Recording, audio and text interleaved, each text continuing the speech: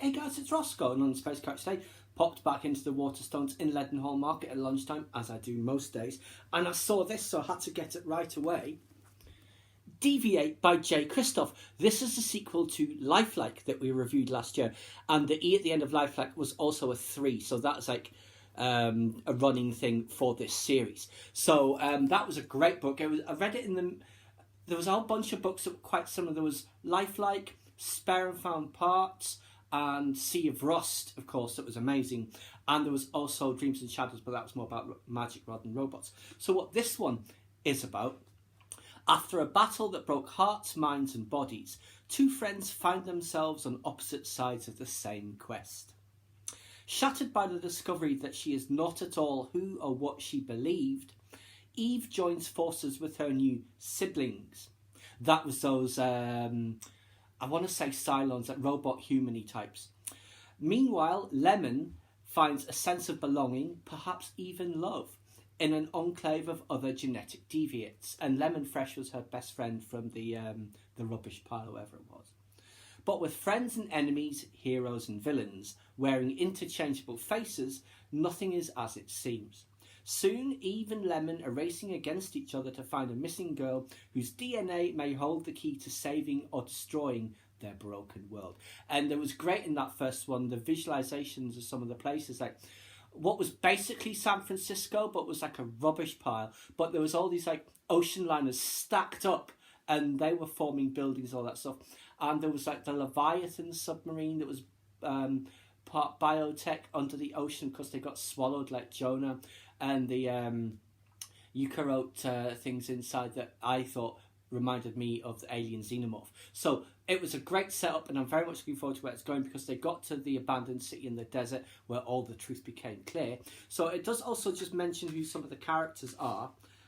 So Eve, of course, she was the main character. Lemon Fresh was her best friend.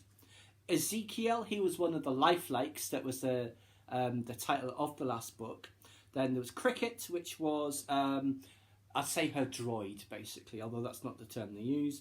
Nicholas Monrover, he was the head of the corporation that ran that city before it became abandoned. Anna Monrover, who was the daughter who Eve thought she might have been, and all that sort of stuff.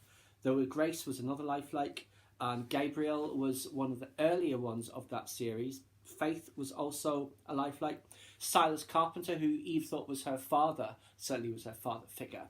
What else? Preacher, yeah, he was a bounty hunter, he was a mad guy. Then there was Kaiser, which was the Blitzhund, that the robot dog, but I think it died in the last one. And that was, of course, the thing that was most upsetting. The poor robot doggy died. Then there's Uriel, who was another of the lifelikes. Myriad, which was basically the AI of the abandoned city. Who else have we got? Biomars Incorporated. They were the ones who owned the Leviathan, and the great rival of, what were they called? Genosis Labs, and Biomass was their great rival, all those corporate wars and that sort of thing. And Daedalus Technologies was another one, and then finally there was the Brotherhood, the religious whack jobs who were against the tech, unless it's in their favour. But it was a great book, Lifelike, as I think you probably recall from the review. This, I'm sure, will be a worthy sequel. I do like that cover. You see her there, standing on top of piles of junk. And that is just the back. Nothing that interesting on there. But yes, thoroughly looking forward to this. I'm afraid that, once again, Brandon Sanderson and Kim Stanley Robinson and the others are getting knocked back down that list. I'm about halfway through Dooku. This is what I will be reading when I finish that. I will finally decide to read, stick to a book after I finish Dooku. Currently it's this one, which I'm very much looking forward to.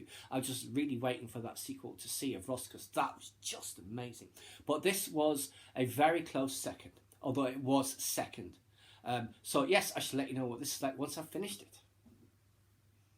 Please subscribe to my channel if you enjoyed this content. Leave me a comment or suggestion for a upcoming topic you'd like to see discussed, or like the video.